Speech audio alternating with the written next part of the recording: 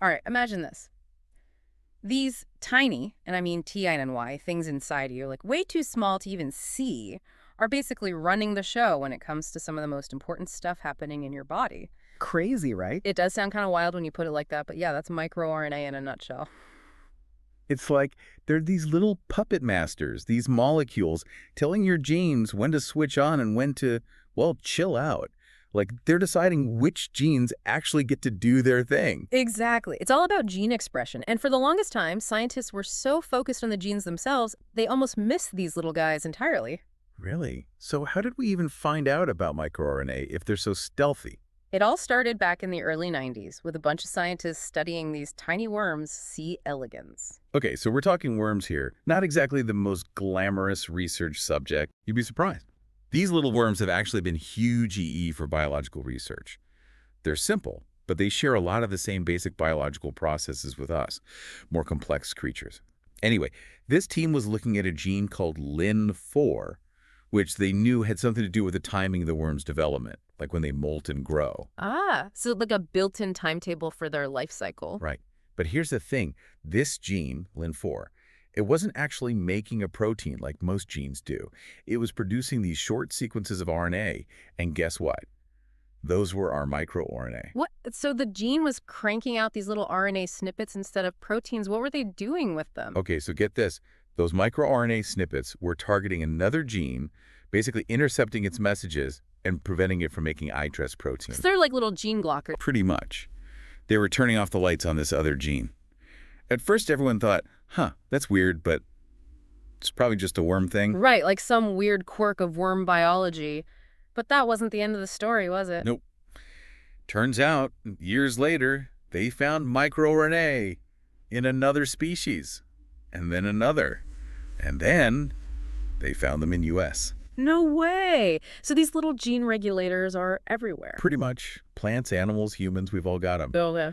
And the fact that they've stuck around in so many different species for millions of years, well, that tells us they must be doing something important. Evolution tends to weed out things that aren't useful, right? Right. If it's still here after all this time, it's got to have some purpose. But I'm guessing this discovery probably left a lot of scientists scratching their heads for a while. Oh, yeah, for sure. They knew these microRNAs existed, but figuring out what they actually did, well, that was a whole other challenge. Okay, so we've got these microRNAs, these tiny things controlling which genes get to do their thing.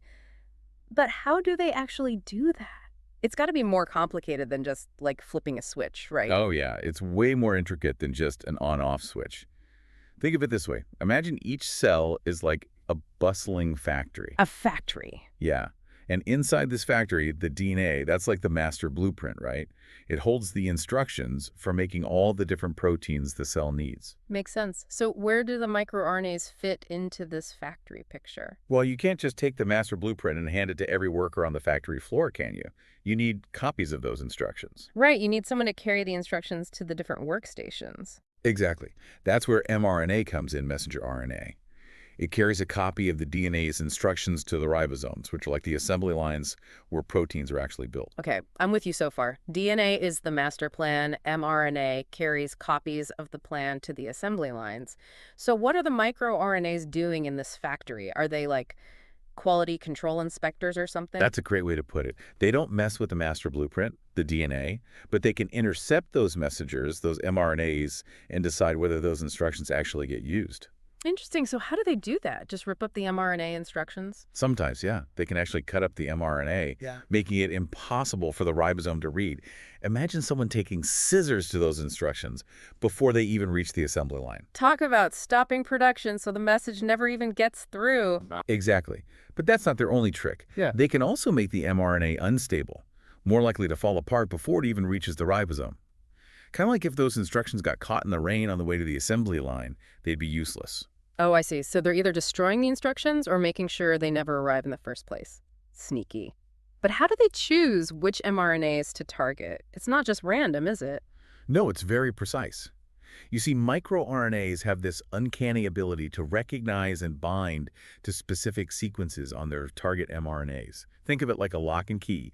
Only the right key will unlock the right message. Wow, so each microRNA has a specific target. That's incredible. But wait, you said earlier they control geno expression. One gene, one mRNA, right? So that means each microRNA only controls one gene. Well, that's where it gets even more interesting. You see, it's not always a one-to-one relationship.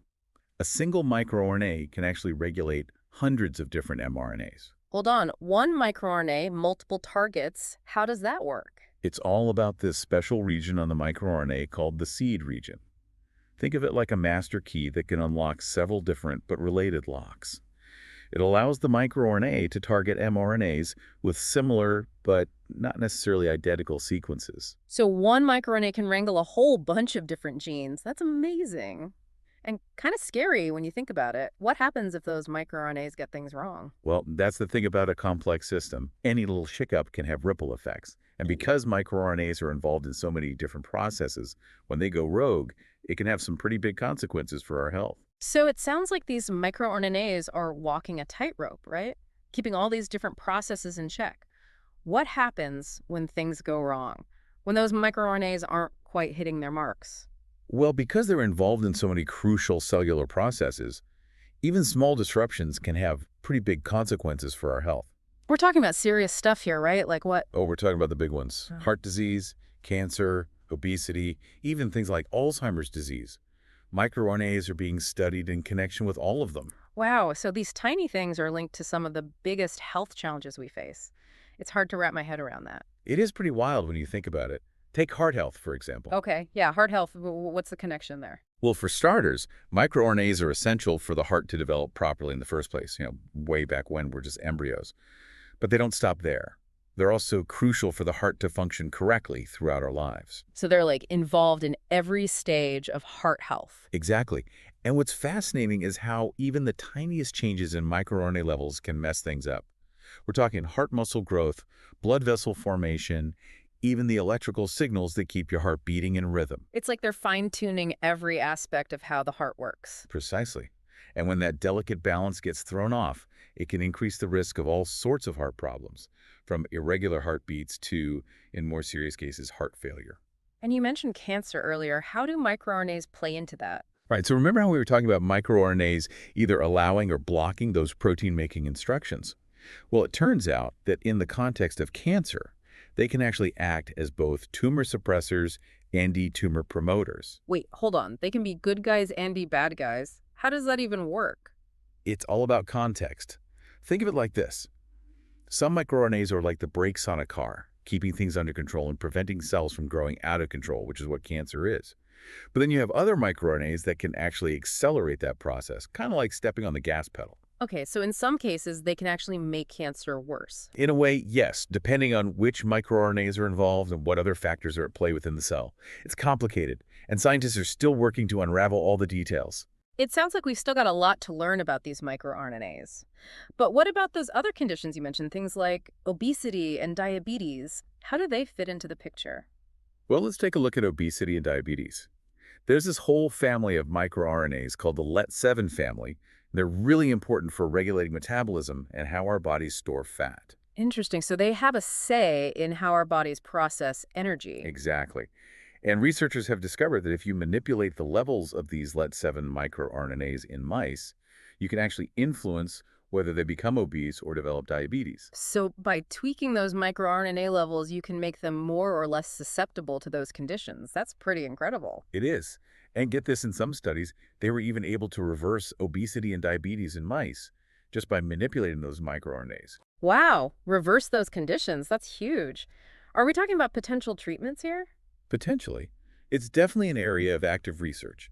And it's not just limited to obesity and diabetes either. Scientists are investigating the role of microRNAs in a whole range of diseases, everything from Alzheimer's disease to autoimmune disorders. It sounds like we're just scratching the surface of what these microRNAs are capable of. Exactly. And the potential applications are pretty mind-blowing. Imagine a future where we can develop therapies that target specific microRNAs, either mimicking the beneficial ones or blocking the harmful ones. Like a microRNA-based toolkit for treating diseases. It sounds like science fiction. It does, doesn't it?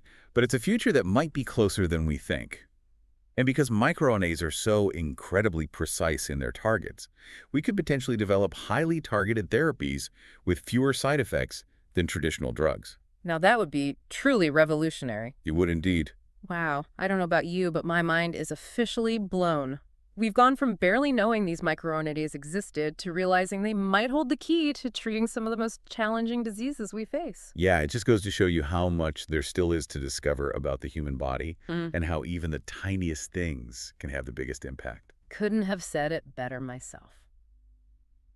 Well, that's all the time we have for today's deep dive into the world of microRNA. Thanks for joining us on this incredible journey. We'll be back next time with another fascinating topic, so be sure to subscribe and stay tuned. See you next time.